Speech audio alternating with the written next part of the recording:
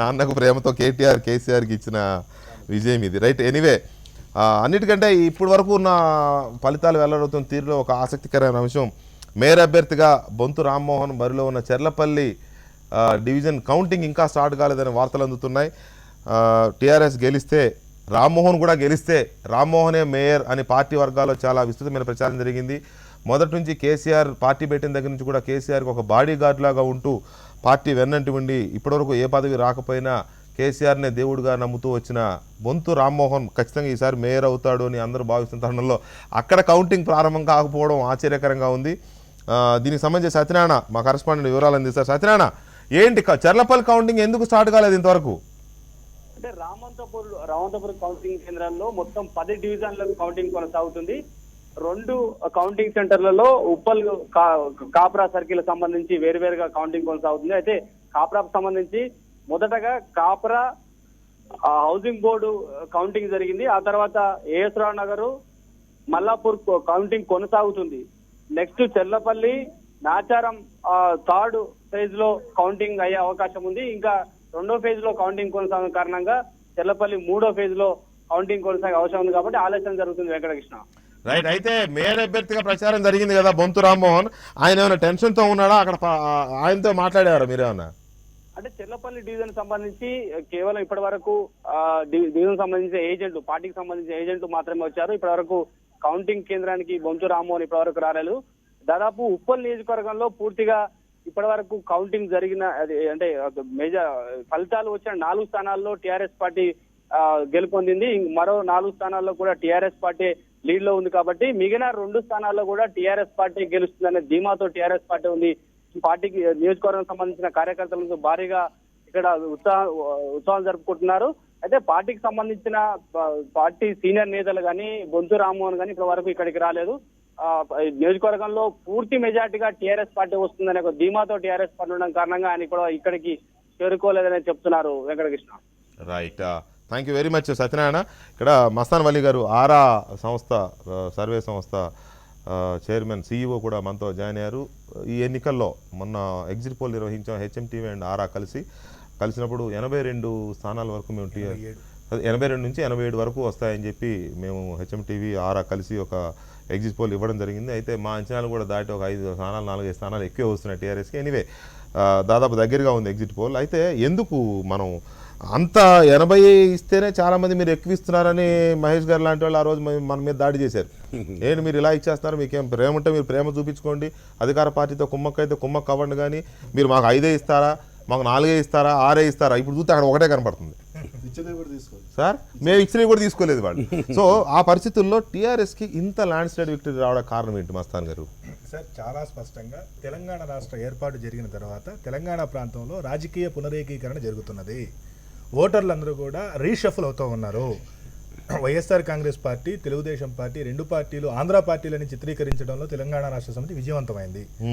So టీడీపీకి సంబంధించినటువంటి చంద్రబాబు నాయుడు అనేటువంటి ఒక టవరింగ్ పర్సనాలిటీ ఆంధ్ర ప్రాంతానికి పరిమితం చేసినాక ఇక్కడ ఉన్నటువంటి నాయకుల్లో ఎవరు బెటర్ అనేటువంటి ఆలోచన ప్రజల ముందుకు వెళ్ళింది. సో ఈ ఆలోచన ధోరణిలో ఓటర్లు ఆలోచించినటువంటి సందర్భంలో కేసీఆర్తో సమకూల అంటే సరితూగేటువంటి వ్యక్తి కానివ్వండి, సమకాలీనటువంటి వ్యక్తి కానివ్వండి, ఎందుకంటే గడిచిన 15 ఏళ్లుగా ఉద్యమం చేసి కానివ్వండి, గతంలో కేంద్ర మంత్రి చేసి, రాష్ట్ర మంత్రి చేసి, డిప్యూటీ స్పీకర్ చేసి, పలుసార్లు ఎమ్మెల్యేగా, ఎంపీగా ఇంత అనుభవజ్ఞుడు ఎదురు పార్టీల్లో లేని కారణంగా ఈ విధమైనటువంటి టవరింగ్ పర్సనాలిటీ ముందు మిగతా పార్టీలు ఎవరు కూడా ఓటర్లలో కాన్ఫిడెన్స్ క్రియేట్ చేయలేని కారణంగా. కానీ గమనించాల్సిన అంశం ఏంటంటే కేసీఆర్ కూడా సీరియస్గా తిరగల ఈ ఎన్నికల్లో. కేటీఆర్కి వదిలేసి చివరిలో అన్నారు అద్భుతమైన విజయాన్ని ఇస్తున్నాడు కాబట్టి నా కొడుకు మున్సిపల్ శాఖ కూడా ఆయనకే ఇచ్చేస్తా అన్నాడు ఆయన. అంటే వారికి స్పష్టమైనటువంటి ఇన్పుట్స్ ఉన్నాయి, ఎప్పటికప్పుడు ఉన్నాయి కాబట్టి ఆయన వారికి స్పష్టమైనటువంటి ఇన్పుట్స్ ఉన్నాయి. ఖచ్చితంగా తెలంగాణ రాష్ట్ర సమితి ఏ పార్టీ సహకారం లేకుండా 76 స్థానాలను ఎవరూ ఆపలేరు అనేటువంటి స్పష్టమైన ఇన్పుట్స్ ఉన్న కారణంగా వారు పెద్దగా దృష్టి పెట్టలేదు. కేవలం చూడండి, ఆ బహిరంగ సభ కంటే ముందు కూడా ఏదైనా 4-5 స్థలాల్లో వారు రోడ్ షో చేయాలనుకున్నారు. రోడ్ షో చేసినా కూడా కేటీఆర్ గారి యొక్క ప్రభంజనాన్ని వీరేదో నిలుపుదల చేసినట్టు. ఒకటి మస్తాన్ గారు, చాలా కీలకమైన అంశం ఒకటి మీరే చెప్పాలి. ఎందుకంటే ఆంధ్రప్రదేశ్లో 2014 ఎన్నికలు చూస్తే టీడీపీ కోస్తాంధ్రలో, గోదావరి జిల్లాలో హవా, ఉత్తరాంధ్రలో హవా, రాయలసీమలో మాత్రం వైఎస్ఆర్ కాంగ్రెస్ పార్టీ హవా కదా. టీడీపీ తక్కువ వచ్చాయి అక్కడ.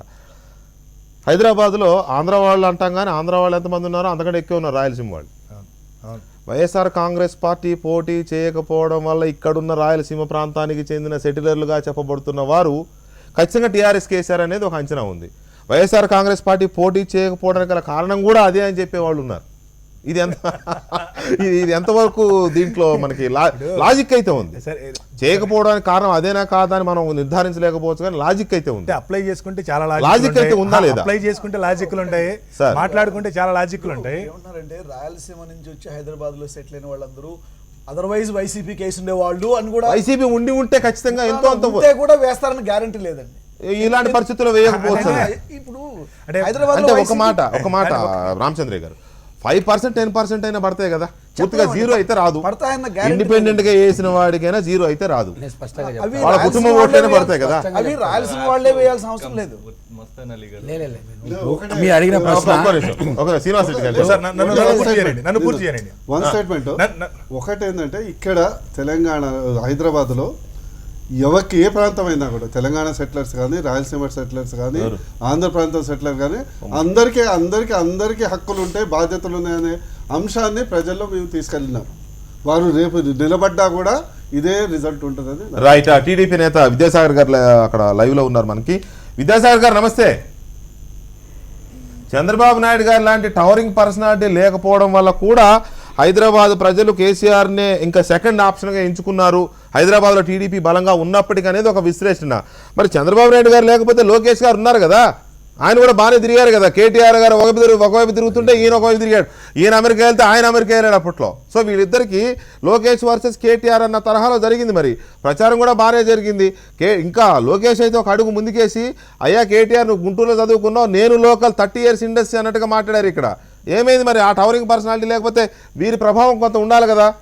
ఇప్పుడు జిహెచ్ఎంసీ ఎన్నికలు ఒక ప్రత్యేక పరిస్థితులలో జరిగినాయి. ఈడ 20 నెలలు లేటుగా జరిగినాయి. దేనికి జరిగినాయి? ఈ కాలంలో 20 నెలల కాలంలో వీళ్ళు అసాంఘిక కార్యక్రమాలు ఎన్ని చేపట్టిర్రు, దీని మీద కూడా చర్చ పెట్టాల్సింది. అవును, ఈ రోజు ఎమ్మెల్యేలను తీసుకొని మా పార్టీలో గెలిచిన ఎమ్మెల్యేను కూడా మంత్రిని చేసి ఆ రోజు ఇప్పుడు మీరు గెలుస్తామని ధీమా ఉంది. రాజ్యాంగబద్ధంగా రావాల్సిన ఎన్నిక ఎందుకు రాలేకపోయింది? రాజ్యాంగబద్ధంగా రావాల్సిన ఎన్నిక ఎందుకు రాలేకపోయింది? ముఖ్యంగా 20 నెలల కాలంలో వీళ్ళు చేసిన కార్యక్రమాలు ఏంది? వీళ్ళు ఏ ఒక్క కార్యక్రమం అన్నా ప్రజలకు లబ్ధి చేరే కార్యక్రమం చేపట్టిరు. హైదరాబాద్ ప్రజలకు నీళ్లు అన్నారు, గోదావరి నీళ్ళ దాంట్లో వీళ్ళ పాత్ర ఎంత ఉంది? కృష్ణ నీళ్లు అంతకుముందుకు ఎవరు తెచ్చిరు? ఈ రోజు కూడా శివారు ప్రాంతాలలో ఎన్ని రోజులకు ఒకసారి నీళ్లు వస్తున్నాయి? వీటన్నిటి మీద కూడా చర్చ. ఈరోజు వీళ్ళు కావాలని చెప్పేసి ఎన్నికల్లో ఏ పార్టీల వాళ్ళను ఎవరైతే మెంబర్లు గెలుస్తారో వాళ్ళని తీసుకొని ఎన్నిక జరిపించుకున్నారు. మీరు 20 నెలల కాలంలో జరగాల్సిన ఎన్నికను మీరు గెలుస్తామని అంత ధీమా ఉంటే, నిన్న కూడా కోర్టు మొట్టికాయలు వేసిన తర్వాత కూడా అమెండ్మెంట్ ఎట్లా చేయిస్తారండి వీళ్ళకి ఎమ్మెల్సీల ఓట్ల గురించి? మీరు చేసిన ప్రతి ఒక్క కార్యక్రమం ఈ రోజు ప్రజలు తీర్పిచ్చిర్రు, దాన్ని ఎవరైనా శిరసా వహిస్తారు. రేపొద్దున్నే దీనికి ఓటమికి గల కారణాలను అన్ని పార్టీలు విశ్లేషించుకోవాలి, గెలవడానికి గల కారణాలు ఏందో విశ్లేషించుకోవాలి. మీరు ఈరోజు చేసిన హైదరాబాదులో హోర్డింగ్స్ విషయంలో అయితేంది, ఏ మెట్రో పిల్లర్ ఎవరివండి? ప్రజలది. అది దాని మీద మీరు పిల్లర్స్ మీద మీ అధికారం ఉందన్నట్టు మీరు ఈ రాష్ట్రాన్ని ఏళ్తున్నామని చెప్పేసి మీరు హోర్డింగ్లు పెట్టుకున్నారు. మిగతా పార్టీల వారికి ఒక్కరికన్నా హోర్డింగ్ ఛాన్స్ ఇచ్చారా? ఒక్కరికన్నా హోర్డింగ్ పెడితే మీరు మున్సిపల్ వాళ్ళతో తీసేపిస్తారు. ఎక్కడన్నా దేనికి విషయంలో ప్రతి దాంట్లో కూడా మీరు కార్యక్రమాలు అసాంఘిక కార్యక్రమాలే అని అంటాము. అసాంఘిక కార్యక్రమాల ద్వారానే ఈరోజు 20 నెలల నుంచి లేని ఎన్నికలు మీరు ఎమ్మెల్యే ఎన్నికలకు కూడా పెట్టాల్సి ఉంటుంది. మీరు మంత్రిని చేసుకున్నారు, ఆయన నియోజకవర్గంలో ఇవాళ 5-6 ఉంటే 5-6 టీఆర్ఎస్ గెలిచింది కదా. మరి మీరు ఎందుకు రాజ్యాంగబద్ధంగా రావాల్సిన ఎన్నికను మీరు ఎందుకు వాయిదా చేశారు? మీరు గెలుస్తామని ధీమా ఉంటే ఎందుకు చేస్తారు? మీరు గెలుస్తామని ధీమా ఉంటే ముఖ్యమంత్రి గారు లాస్ట్ రోజు మీటింగ్ ఎందుకు పెడతారు? మీకు ఈ రోజు ప్రజలు ఇచ్చిన తీర్పును ఎవరైనా శిరసా వహిస్తారు. కానీ మీరు ఏ రకంగా గెలిచిరు అనేది కూడా మీరు కూడా విశ్లేషించుకోవాలి. సరే, అది ఒక అంశం అనుకోండి.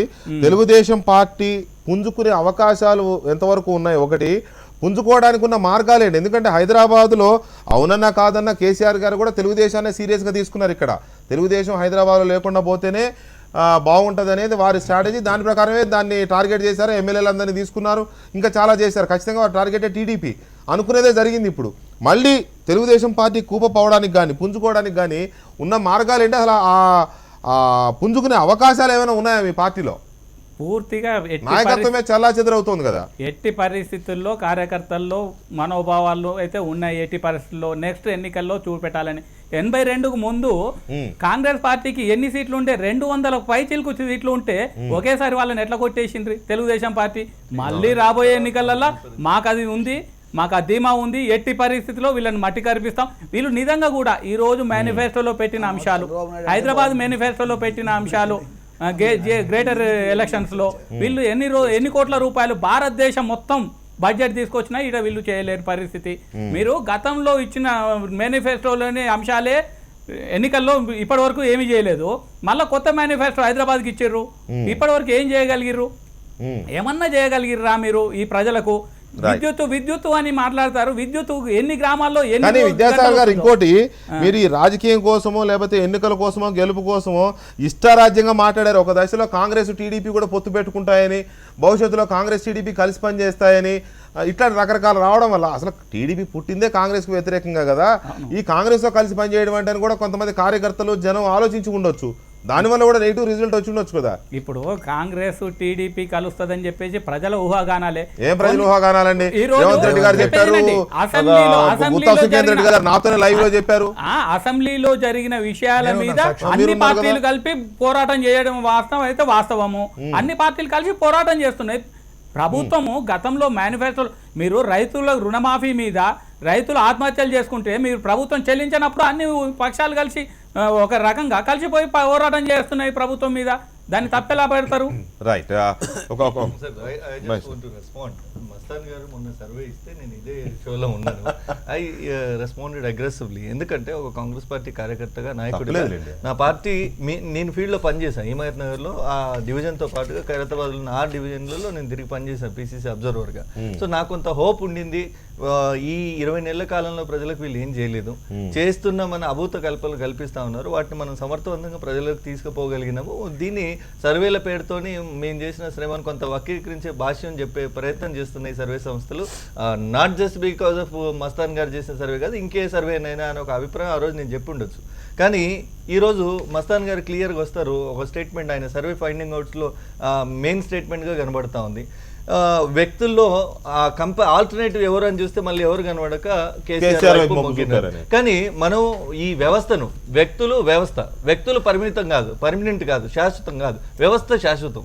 వ్యవస్థను కాపాడడానికి మీలాంటి విఘ్నులు, పెద్దవారు, లేదంటే అనుభవజ్ఞులైన మస్తాన్ లాంటి వాళ్ళు, ఈ ప్రజాస్వామ్యాన్ని 4వ పిల్లర్గా మోస్తున్నటువంటి వాళ్ళు బాధ్యత తీసుకోవాల్సిన అవసరం కాదండి. మీరేమో పదవులు అనుభవించండి, మీరేమో ఎన్నికల్లో గెలుపొందండి, మీరేమో చట్టాలు చేయండి. ఇలాంటి వచ్చినప్పుడేమో మా మెడలో గంట కడదామని మీరు చేస్తారా? రైట్. మీరు అన్నారు ఓకే. నేను శ్రీనివాస్ రెడ్డి గారు ఇప్పుడు ఏ పార్టీలో లేరు కాబట్టి నేను, శ్రీనివాస్ రెడ్డి గారు, మస్తాన్ వలి గారు, మా రామచంద్రయ్య గారు, మీరు అన్నారు కదా మీరు న్యూట్రల్స్గా ఉన్న వాళ్ళు మీరు కాపాడాలి ప్రజాస్వామ్యాన్ని అన్నారు కదా. కాపాడడం కోసం మేము ఒక పని చేస్తాం.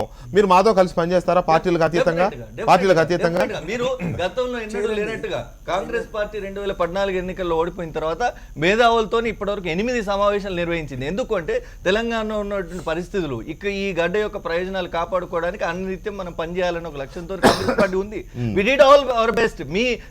మీ హ్యాండ్ కూడా కావాలి ఈ వ్యవస్థను రక్షించడానికి అని ఎందుకు అడుగుతున్నా అంటే మేము చేయగలిగేదంతా చేసినాం.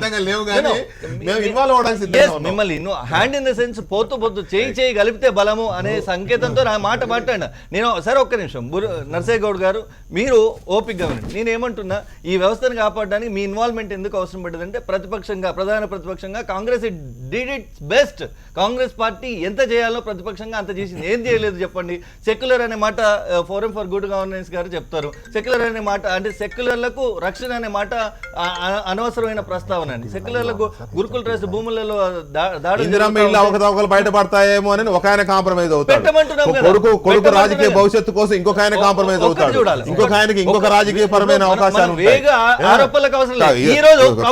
నుంచి కాంగ్రెస్ పార్టీలో ఉన్న డి శ్రీనివాస్ గారు లాంటి వాళ్ళే స్వయంగా వెళ్ళి టీఆర్ఎస్ తో చేరుతారు. ఇంకా రాజకీయాల్లో ఎవరిని నమ్మే పరిస్థితి ఉంది సార్. పార్టీ పిసిసి అధ్యక్షుడిగా చేసి సిడబ్ల్యూసి సభ్యుడిగా ఎమ్మెల్యేగా చేసిన కేకే గారు టీఆర్ఎస్ లో రాజ్యసభ సభ్యుడు అవుతారు. ఎస్, నేనేమంటున్నా కాంగ్రెస్ పార్టీ ఒక కల్పవృక్షము, ఇక్కడ అందరికీ అవకాశాలు ఉన్నాయి. ఆ మాటకు వస్తే ఏ రాజకీయ కల్పవృక్షమో వటవృక్షమో నాకు తెలియదు, అదైతే వటవృక్షం, దాని కింద ఎవరైనా ఉండొచ్చు. కానీ దాని నీడన మంచి చెడు అన్ని ఉంటాయి. ఈ రోజు తల్లి పాలు తాగిన వాళ్ళు రొమ్మను గుద్దిపోయే రోజులు క్రియేట్ కాబట్టి అది వ్యక్తుల కోసం. నేను అదే అంటున్నా, వ్యవస్థ పటిష్టంగా ఉంటే ఈ పరిస్థితి రాదు. టీఆర్ఎస్ గెలిచింది కాబట్టి టీఆర్ఎస్ గెలిచింది కాబట్టి సమాజం చెడిపోయింది, సమాజాన్ని బాగు చేయాలి మనం అందరం కలిసి అని ఆయన మాట్లాడడం. ఇప్పుడు నరసయ్య గౌడ్ గారు అన్నారు మేము అన్ఇంటరప్టెడ్ పవర్ ఇచ్చినామని. At the cost of farmers 28 లక్షల బోర్లలో 12 లక్షలే పనిచేస్తున్నాయి. అవునండి, నీళ్ళు లేదు వాళ్ళే చేసుకుంటారండి. కరెంట్ ఉందా లేదా చూడండి, అవి పనిచేసినప్పుడు లేకపోతే అప్పుడు అడగండి. మీరు అన్నట్టుగా 28 లక్షల బోర్లు పనిచేసినప్పుడు కరెంట్ లేకపోతే అప్పుడు ఇదే నరసయ్య గౌడ్ గారు అడగండి. ఇప్పుడైతే ఉంది కదా, ఇప్పుడైతే ఉంది కదా, ఇప్పుడు ఉన్నది అదే మనం లెక్కలో తీసుకోవాలి. రైట్ శ్రీనివాస్ రెడ్డి గారు ఒక్క నిమిషం దయచేసి ఒక్క నిమిషం. ఒక స్లమ్ కు 1000 చొప్పున ఇచ్చినా కూడా దాదాపు 80 లక్షల కోట్లు కావాలి.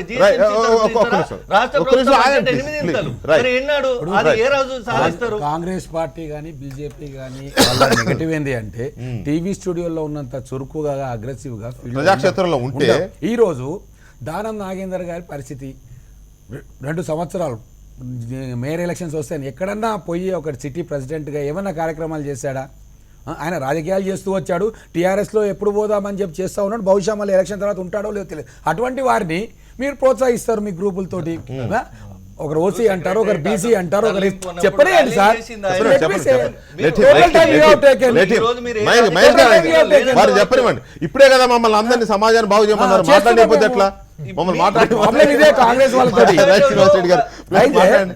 ఇంకొకటి బీజేపీ వాళ్ళు మొత్తం 9+5 14 మంది ఎమ్మెల్యేలు. ఆ ఎమ్మెల్యేలు ఉన్నప్పుడు ఆ రోజు మేము మొత్తుకున్నాం బీజేపీలో, అరే సీఎం ఎంబడి ఉరకకండయ్యా, సీఎం గొప్పోడు, సీఎం ఇంద్రుడు చంద్రుడు శిలా విగ్రహాలు పెట్టాడు అని అంటున్నారు, అనొద్దు మీకు దెబ్బ పడుతుంది అని బీజేపీలో నెత్తినోరు మొత్తుకున్నాం. ఒక కేంద్రంలో ఉన్న ప్రభుత్వం మీద ఉంది కాబట్టి ఇక టీఆర్ఎస్లో ప్రజలు మిమ్మల్ని ప్రతిపక్షంగా చూస్తూ ఉన్నారు. You have to meet up to the expectations of the people అని చెప్పి నెత్తినోరు మెత్తుకుంటే ఒకరేమో ఇండ్లకు పోయి ప్రజెంటేషన్స్ ఇస్తారు, ఒకరేమో సాష్టాంగంగా దండం పెట్టుకుంటారు, మా గొప్ప పాలన జరుగుతుందని కేంద్ర మంత్రి వచ్చి అంటారు. సో ఇవన్నీ కూడా ప్రజలలో రిజిస్టర్ అయి ఉన్నాయి. వీళ్ళు ప్రతిపక్ష పాత్రకు పనికిరారు, వీళ్ళు కాంప్రమైజ్ అవుతా ఉన్నారు, టాయిలెట్లకు రోడ్లకు వీళ్ళ కాంప్రమైజ్ అవుతా ఉన్నారు, నియోజకవర్గ అభివృద్ధి పేరుతోటి సచివాలయంలో దాసోహం అవుతా ఉన్నారు రూలింగ్ పార్టీకి. వీళ్ళ పాత్ర ఇది కాదు. అభివృద్ధి కోసం టీఆర్ఎస్ కోట్లేసాము, మీరు ప్రతిపక్షంగా పనిచేయండి అని చెప్పి మీకు ఓట్లేస్తే మీరు కూడా అభివృద్ధి అని చెప్పి సచివాలయం చుట్టూ తిరుగుతా ఉన్నారు, సీఎం ఆఫీస్ చుట్టూ తిరుగుతా ఉన్నారు అని చెప్పి ప్రజలు తీర్పిచ్చారు. ఇది అర్థం చేసుకోవాలి. ఎంఐఎం బలంగా ఉన్న స్థానాల్లో కూడా ఇప్పుడు టీఆర్ఎస్ పర్ఫామ్ చేసింది చాలా చోట్ల. టీఆర్ఎస్ ఎంఐఎం 40 అంటున్నారు, 40 వచ్చే పరిస్థితి లేదు.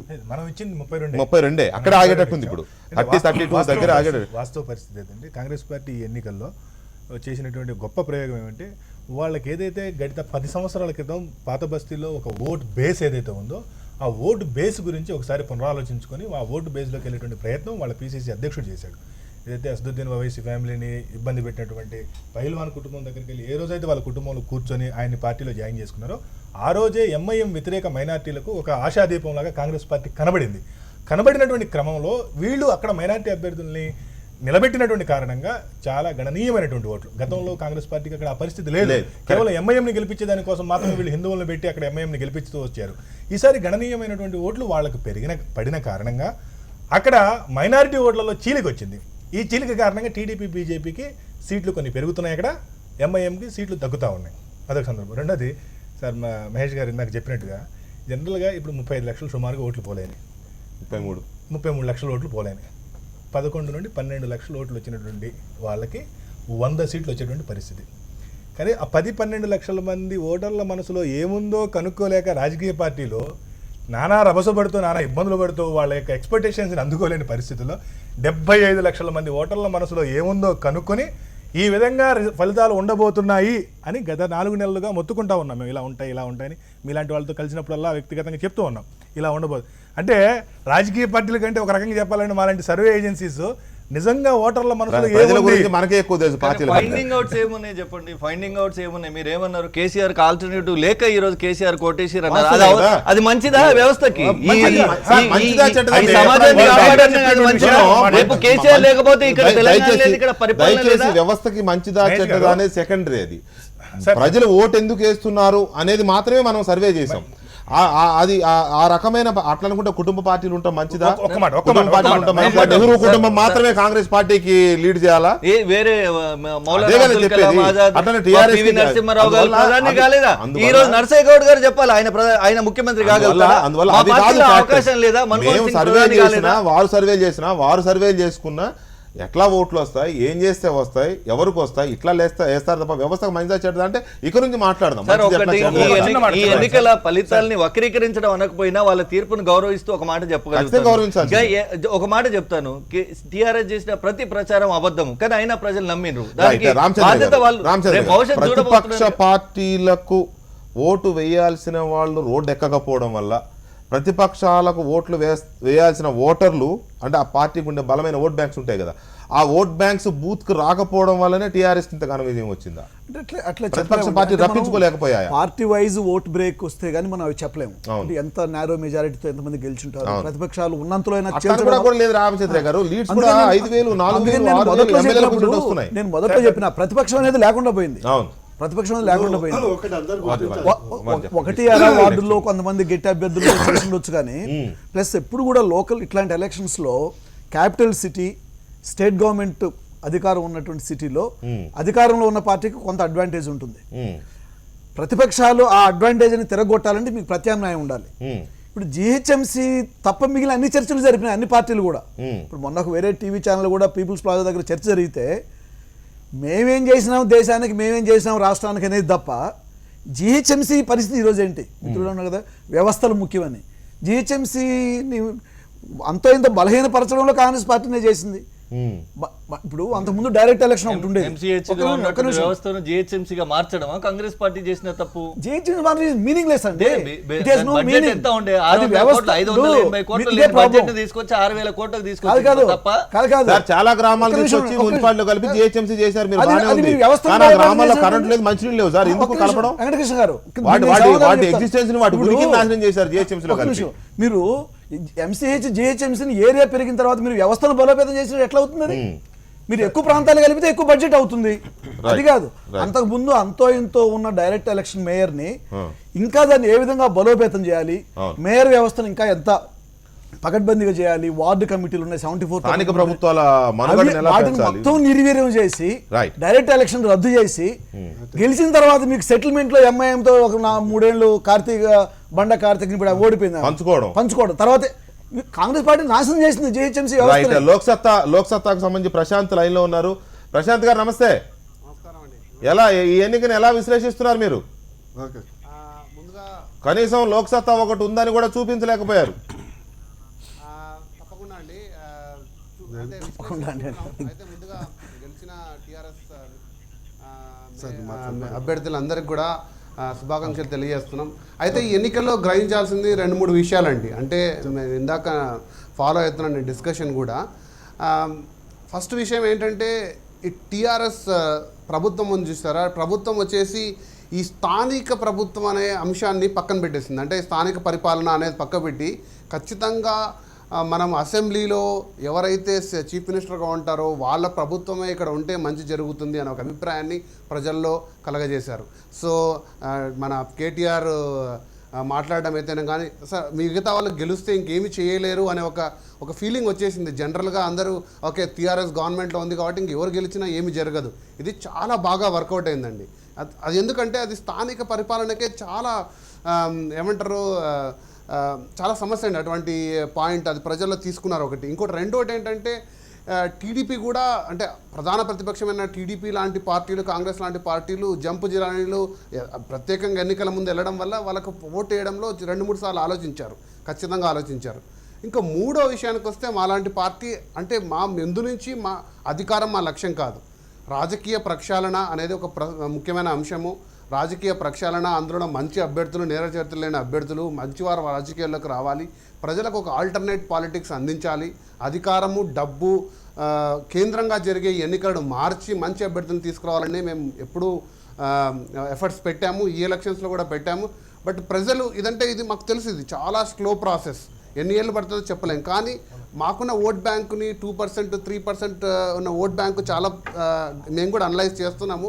కొన్ని చోట్ల మేము కూడా విశ్లేషించుకోవాల్సిన అవసరం ఉంది. బట్ ఇందాక మీరు అన్న మెయిన్ పాయింట్ ఏంటంటే 40% నుంచి 50% పోతే వచ్చే డిఫరెన్స్ చాలా సిగ్నిఫికెంట్గా ఉంటుందండి. ఎస్పెషల్లీ ఎడ్యుకేటెడ్ పీపుల్ చేసుకున్న అటువంటి ఓటర్ టర్న్అవుట్ వచ్చినప్పుడే మాకు చాలా బాధ కలిగింది. అంటే ఏమీ మారలేదు. అటు జిహెచ్ఎంసీ ఎలక్షన్స్కి, అసెంబ్లీ ఎలక్షన్కి గణనీయంగా తేడా కనపడుతుంది ఓటర్ సరళిలో. లాస్ట్ జిహెచ్ఎంసీ ఇప్పటికి కూడా 10% మారినా కూడా 10% అనేది 3 లక్షల నుంచి 6 లక్షల ఓటర్లు మా ఫలితం అనేది చాలా డిఫరెంట్గా ఉంటుందండి. సో ఆ రకంగా చూసుకుంటే ఈ ఎలక్షన్స్లో మేము కూడా సమీక్షించుకోవాలి. రాజకీయాలు అంటే డబ్బు, అధికారం కేంద్రంగా పనిచేసిన ఇతర రాజకీయ పార్టీలు కూడా, టీఆర్ఎస్ వాళ్ళు కూడా ఈరోజు కూర్చుంటారు, అరే ఎలక్షన్ వస్తుందంటే 2 కోట్లు 3 కోట్లు 4 కోట్లు ఖర్చు పెట్టాల్సిన అవసరం ఏముంది, ఈ వ్యవస్థను ఎలా మార్చాలి, ప్రజలకు ఆల్టర్నేట్ పాలిటిక్స్ అంటే ఏంటి అనేది నేర్పియాలి. ఒక మాట ప్రశాంత్ గారు, హైదరాబాద్ అంటేనే ఐటీ సాఫ్ట్వేర్ కదా ఎక్కువ మేజర్గా. సో వీళ్ళు ఎంతవరకు వచ్చి ఓటేశారండి, ఎంతవరకు సరే మీలాంటి వాళ్ళు ఎంతవరకు వాళ్ళని తీసుకురావడానికి కృషి చేశారనేది ఒకటైతే, ఎంతవరకు ఈ ఐటీ సాఫ్ట్వేర్ అనే ఈ సెక్టర్ ఎంతవరకు బూత్కి వచ్చి ఓటేసింది, ఎంతమంది వేలుకి మీరు సిరాచొక్క చూశారు? నాకు తెలుసండి, నేను 2-3 నియోజకవర్గాల్లో చురుగ్గా పనిచేశాను మిత్రులతో, మాదాపూర్ కానీ ప్రధానంగా గచ్చిబౌలి ఐటీ ఏరియాస్లో. ఇందులో మాకు తెలిసిన 2 ప్రధాన అంశాలు ఏంటంటే, ఒకరు ఏంటంటే ఓటరు లిస్టులో చాలా అవకతవకలు జరిగాయి. చాలామంది ఓటు ఉందో లేదో కూడా తెలియదు, కనీసం అది తెలుసుకోవాలన్న బాధ్యత కూడా లేదు. 2, టైమింగ్ ప్రకారంగా వీక్ డే ఇచ్చారు, హాలిడే ఇచ్చారు, కానీ కొన్ని కంపెనీలు ఇంకా హాలిడే ఇవ్వలేదు. ఈ 2 అంశాలు పక్కన పెడితే స్వచ్ఛందంగా నేను వెయ్యాలనే ఒక బాధ్యతగా బయటికి వచ్చి ఓటర్ వేసినట్టు కనపడట్లేదు. 3 వేరే ప్రాంతాల నుంచి వలస వచ్చారు. అంటే నార్త్ ఇండియన్స్ అయితేనేమి, వేరే రాష్ట్రాల నుంచి వచ్చిన వాళ్ళు ఈ ఎన్నికల్ని అంత సీరియస్గా తీసుకోలేదు.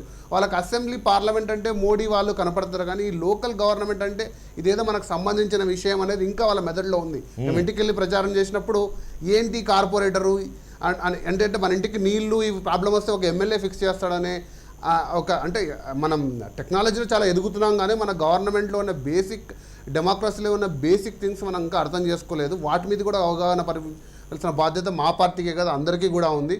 ఆ రోజు వచ్చిన రోజు నిజంగా ఈ ఐటీ అన్న, ఈ క్రీమీ ఎడ్యుకేటెడ్ పీపుల్ అందరూ కూడా బయటకు వచ్చి స్వచ్ఛందంగా ఓటేస్తే ఈ పర్సంటేజ్ పెరుగుతుంది. చాలా బేసికలీ 2 చాలామంది ఏంటంటే జిహెచ్ఎంసీ ఎలక్షన్స్ తెలంగాణ రాష్ట్రం సపరేట్గా, ఎందుకంటే 1/4 of the Telangana lives in GHMC area. 2 అదే అంటే చాలా డిఫరెంట్ కదండి. జిహెచ్ఎంసీ మున్సిపల్ కార్పొరేషన్ చూడాలి మీరు. తెలంగాణలో హైదరాబాద్ సిటీ వారి ఉద్దేశంలో హైదరాబాద్ సిటీ, మీ లెక్క ప్రకారం జిహెచ్ఎంసీ. నేను చెప్పేది అంటే ఇప్పుడు హైదరాబాద్ మున్సిపల్ అవతల ఉందా, హయత్ నగర్ మండల్ ఉందా, ఇవన్నీ inter related. It's not separate island of administration, inter related. For example simple మీకు ఆన్సర్, వాటర్ మనకు 24 అవర్స్ చేయాలనుకోండి, మనం 2 రిజర్వాయర్లు 30 to 40 TMC రిజర్వాయర్ కట్టాలని ప్రభుత్వం ఆలోచిస్తుంది. అది ఎవరు జిహెచ్ఎంసీ ఎలోన్ చేయలేదు, ఈ 2 కలిసితేనే చేయగలం అనేది మేము పెంపగలిగిన ప్రజలు నమ్మటం జరిగింది. వేరే పార్టీ వస్తే మీరు సహకరించేదానికి కలవేదానికి సిద్ధంగా లేరు. అంతే కదా సార్, మా విజన్ అంతే కదా. మేము అధికారంలో ఉన్నాం, మాకే ఓటేయండి. నేను చెప్పేది విన్నాక మాట్లాడు, ఎందుకు తొందర ఎప్పటి నుంచి మీరు. సెకండ్ థింగ్ ఏంటంటే, ఇంకో పర్సంటేజ్ ఆఫ్ ద పోలింగ్లో కూడా నాకు I have got serious doubt. ఎందుకంటే జిహెచ్ఎంసీ ఏరియాలో మీరు చెప్పినట్లు పాపులేషన్ ఏంటి, అసలు నెంబర్ ఆఫ్ ఓటర్స్ ఎంత? ఈరోజు నాకు తెలిసిన సమాచారం GHMC population is not more than 72. Hyderabad population వేరు, రంగారెడ్డి పాపులేషన్ వచ్చేసి 70 lakhs, Hyderabad 1 crore, GHMC 70 around. కానీ ఈ రోజు 74 or 77 lakhs ఓట్స్ ఉన్నాయి. దాంట్లో యావరేజ్ గా మన ఎలక్షన్ కమిషన్ ఆఫ్ ఇండియా నా ప్రకారం అంటే ఇక్కడ పిల్లలు లేని ఓట్లు 60% ఉండాలి. ఎందుకంటే నేను కాలేజెస్లో తిరిగింది కాబట్టి యాక్చువల్ ఏంటంటే ఇది టోటల్ గా ఈ పర్సంటేజ్ అనేది ఇది రియల్ ఓటర్స్ కు రిఫ్లెక్ట్ కాదు. అంటే మీరు అనేది ఏంటంటే జిహెచ్ఎంసీలో పాపులేషన్ 70 లక్షలు అయితే అందులో ఎలక్షన్ కమిషన్ లెక్కల ప్రకారం 60% ఓటర్లు ఉండాలి కాబట్టి Average. 70 లక్షలు అంటే 42 లక్షల మంది ఓటర్లు ఉండాలి, 33 లక్షల మంది వేశారు కాబట్టి ఆల్మోస్ట్ 70% పోలైనట్టే అనేది 70% కాకుండా ఈ పర్సంటేజ్ ఏదైతే ఉందో 45% ఏదైతే ఉందో లాస్ట్ టైం కంటే 2% పెరిగిందో ఎగ్జాక్ట్లీ రియల్ సిచ్యువేషన్ రిఫ్లెక్ట్ కావట్లేదు. ఓకే రిఫ్లెక్ట్ కావట్లేదు. అది అందరి పార్టీ, ఇది పార్టీల సమస్య కాదు కదా, Okay. ఇదేదో గెలుపు. ఇది ఎందుకంటే రిఫ్లెక్ట్ ఎందుకు కావట్లేదు అంటే చాలా మంది ఓటర్స్ వెళ్ళిపోయిన వాళ్ళు ఉన్నారు, ఇక్కడ డూప్లికేట్ ఓటర్స్ ఉన్నారు, లేదా ఇక్కడ ఉన్నటువంటి వాళ్ళు ఫర్ ఎగ్జాంపుల్ ఎక్కడి నుంచి వచ్చి సాఫ్ట్వేర్లు ఇక్కడ నమోదు చేసుకుని ఈ రోజు లేరు, అదర్ స్టేట్కో అదర్ సిటీకో వెళ్ళిపోయారు, వాళ్ళందరిది మాత్రం నమోదై ఉంది. అందుకొరకు నా ఉద్దేశం ప్రకారం దీన్ని టోటల్గా రిఫ్లెక్ట్ కావట్లేదు. టోటల్గా రిఫ్లెక్ట్. మాకు ఎందుకు బాధ ఏది ఇచ్చిందంటే మేము డివిజన్లు చేసినప్పుడు ఇక ఇంటింటికి ఈవీఎం తీసుకుపోయి మీ ఇంట్లో పెడతా కానీ బటన్ నొక్కుతారా, ఆ స్టేజ్ కూడా రావాలా అంత అంటే ఈ రోజు ఆ పార్టీలకు అతీతంగా అందరం మీరు ఎవరికైనా ఆన్లైన్ నిన్న చెప్పిన ఆన్లైన్ ఓటు ఆలోచన ఏదో 3 నెలల ముందు చేసి కేటీఆర్ గారు ఇంప్లిమెంట్ చేస్తుంటే ఇంకా బాగుండేది. ఎంతవరకు వచ్చిందంటే ఇక మీకు ఇంటికి తీసుకొచ్చేసి ఇచ్చేసి అమ్మ ఓటేమ్మా అంటే పెట్టాలా అని పార్టీలకు మీరు ఎవరికన్నా మేమేం చెప్పినాం, అరే మాకు అంత విసుగొచ్చిందా? అంటే నిజంగా అట్లే ఉందిలే పరిస్థితి, అట్లే ఉంది. చిన్న బ్రేక్ తీసుకుంటాను. చిన్న బ్రేక్ తర్వాత ఈ ఎన్నికల ఫలితాలకు సంబంధించిన విశ్లేషణ చూద్దాం చిన్న బ్రేక్ తర్వాత.